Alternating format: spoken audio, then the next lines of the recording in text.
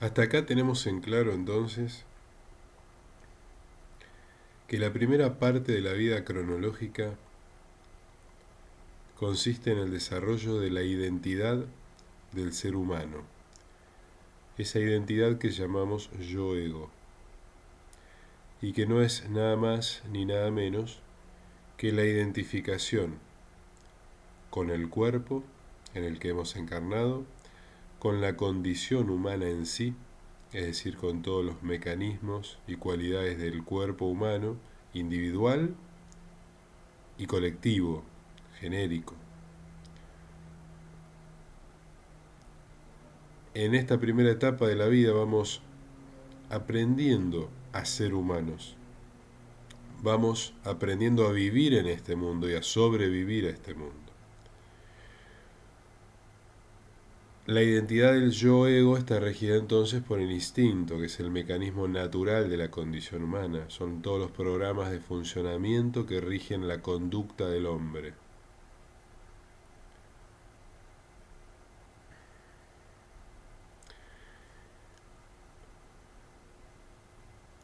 Precisamente, como el objetivo principal es el de sobrevivir a la condición de ser humano, no como un objetivo en sí mismo, sobrevivir por sobrevivir, sino que como un objetivo de permanencia, como un objetivo base, fundamental.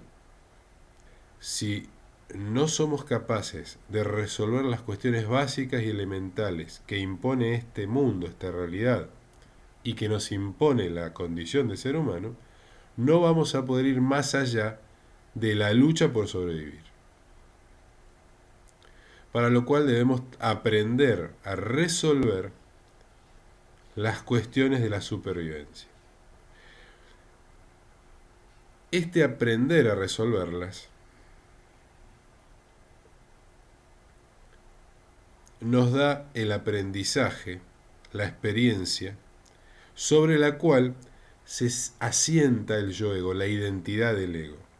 Por eso verás que hay personas con un ego exagerado, hacia una autoestima elevada, un orgullo elevado, soberbia, y hay exageraciones negativas del ego hacia estados de vergüenza, de insatisfacción, de indignidad, de desconfianza hacia uno mismo, porque tal vez no se han alcanzado las metas de supervivencia, porque tal vez uno no se siente autosuficiente, no se siente capaz de resolver la problemática de la vida en esta condición.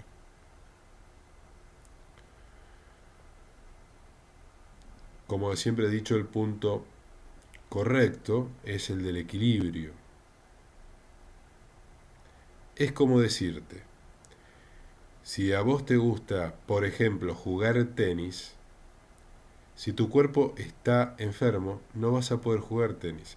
Si tu cuerpo está mal alimentado, no vas a poder disfrutar el tenis. Si tu cuerpo no está bien descansado, si tu cuerpo no está hidratado, no está nutrido, en fin. Entonces, del mismo modo que aquel que quiere dedicar la vida a, por ejemplo, jugar tenis porque le agrada, lo eleva, le gusta, es su vocación, si su cuerpo no manifiesta salud, equilibrio, no va a poder jugar tenis. No va a poder disfrutarlo, por lo menos, no va a poderlo hacer en plenitud. Esto es lo mismo. El yo-ego nos demanda una serie de cuestiones que debemos atender, que son necesidades. Entonces, la primera parte de la vida está regida y determinada por la necesidad. La necesidad, que es una cualidad intrínseca del yo-ego y de la identidad del ser humano, genera tensión. Esa tensión es lo que llamamos estrés, cuando la tensión se exagera. La tensión que ejerce la necesidad es exagerada cuando la necesidad que nos presiona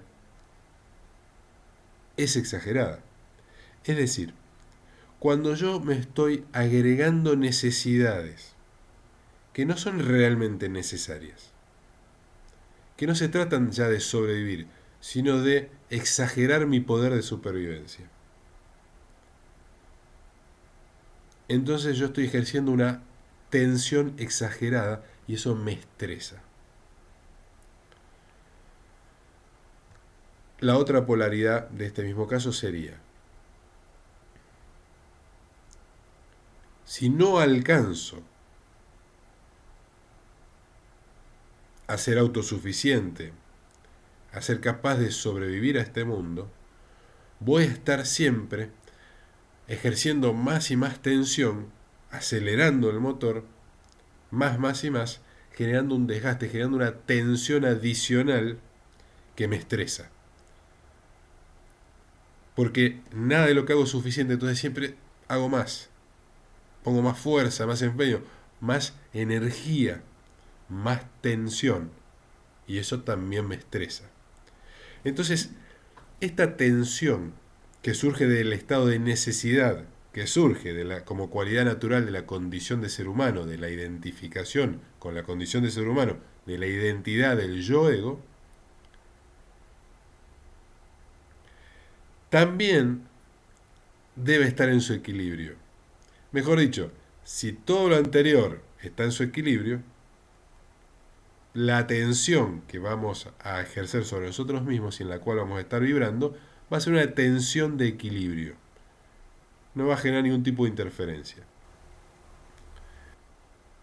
Cuando ponemos objetivos demasiado elevados, tensionamos nuestra realidad, nos tensionamos a nosotros físicamente y nuestra vida se caracteriza por la tensión, por la presión permanente. Y eso es como acelerar a fondo siempre el motor de tu auto. Es como andar con tu auto siempre acelerándolo a fondo. Le vas a producir un desgaste prematuro, innecesario. Pero por alguna razón vos necesitas que sea así o vos crees que así debe ser. O algo te induce a pensar que eso debe ser así. Esa tensión que ejercemos desde la necesidad, que todo esto está dentro de la identificación del yo-ego, esa tensión densifica nuestro campo vibracional. Del mismo modo que cuando vos, lo que se dice, trabás un músculo, es decir, ejercés tensión en el bíceps, por ejemplo, cuando querés mostrar tu bíceps, duro, al ejercer esta tensión sobre el músculo, vos al músculo lo densificás, lo haces más macizo, más duro. Cuando vos relajás el músculo se distiende, se hace menos denso. La identidad del yo-ego está caracterizada por la necesidad, porque la identidad del yo-ego tiene como base, como principio fundamental, la supervivencia. ¿Por qué? Porque el yo-ego es la identidad del ser humano que somos, y el ser humano que somos está vinculado directamente al cuerpo humano, que es la manifestación más clara y contundente de la condición. Y el cuerpo humano, y por ende el ser humano, son mortales. Al ser mortales, existe un fin, existe una temporalidad. Para que haya acción, para que haya movimiento, tiene que haber motivación. Si el hombre no tuviera motivación por la vida, no viviría. Para que haya motivación por la vida, debe haber rechazo a la muerte, que es el opuesto. El rechazo a la muerte nos empuja a la vida, a mantener el mecanismo humano vivo. La necesidad, entonces, es la cualidad fundamental y característica de la condición del ser humano y de la identidad del yo-ego. Y ejerce una tensión que, como he dicho, es lo que nos densifica. Cuando esta tensión se exagera, la densidad vibracional de nuestro campo de la cual surgen nuestros pensamientos, nuestras emociones, y en el cual vibra nuestro cuerpo físico, nuestras células, al densificarse más allá del equilibrio, nos hacemos más pesados y nos caemos en niveles de vibración mucho más densos.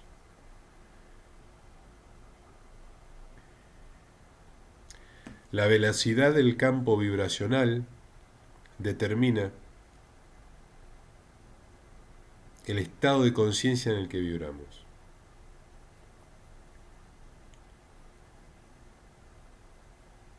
Para poder elevarnos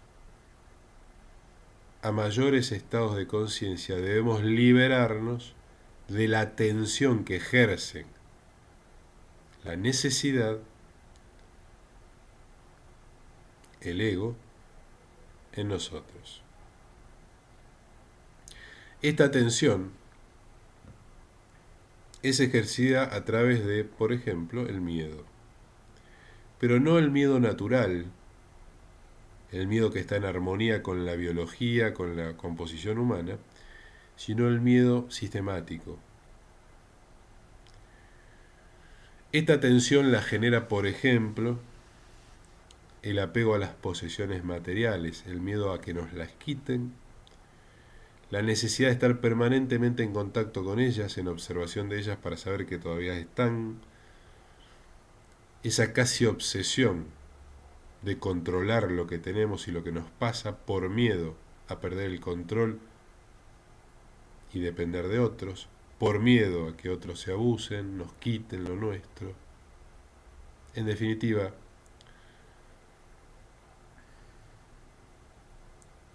el miedo es la principal causa de tensión. El miedo a perder el empleo, el trabajo, el miedo a quedarnos sin dinero, el miedo a que nuestra pareja nos engañe, nos traicione o nos deje, el miedo a que le pase algo a nuestros hijos. Dicho de otro modo, la necesidad de dinero, la necesidad de reconocimiento, la necesidad de compañía. Todas estas son cualidades, características de la identidad del yo-ego, ser humano natural, terrenal. Y todo eso es lo que ejerce una tensión que densifica. De hecho, la densidad del cuerpo humano está en una vibración lógica con las cualidades del yo-ego. Las mismas cualidades del yo-ego que ejercen esta tensión están en armonía con la densidad del cuerpo humano y de esta realidad tridimensional. De hecho, son 7 niveles de conciencia por los cuales debemos atravesar, donde los estados de densidad vibracional son distintos. Nosotros debemos ir transitándolos y debemos ir liberándonos de todo aquello que ejerce esta tensión exagerada para alcanzar el equilibrio, una tensión justa, y para luego ir liberándonos de toda tensión. Lo que se dice iluminando el cuerpo, creando el nuevo cuerpo de luz. Que el cuerpo de luz no es nada más ni nada menos que este mismo cuerpo elevado en vibración, es decir, liberado de la tensión que lo densifica. Es importante que reconozcamos en nosotros mismos cuáles son verdaderamente las necesidades necesarias, valga la redundancia. Porque cuando atendemos las necesidades reales que demanda la supervivencia, entonces estamos en equilibrio. Nuestra identidad del ego está en armonía y nos va a permitir hacer aquello por lo cual hemos venido a esta instancia de vida, por lo cual estamos en esta instancia de vida.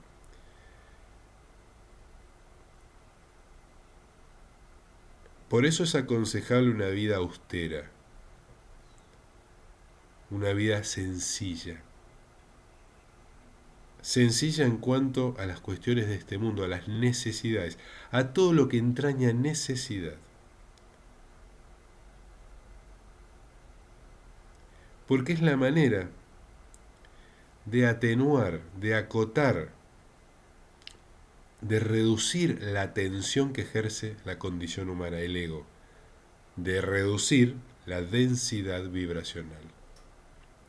Cuanto más compromisos tengamos con el mundo, cuantos más ataduras y apegos tenemos con el mundo, más tensión ejerce el mundo sobre nosotros, más densos nos convertimos. Porque ¿cuál es el tema? ¿Por qué tenemos estas ataduras con el mundo?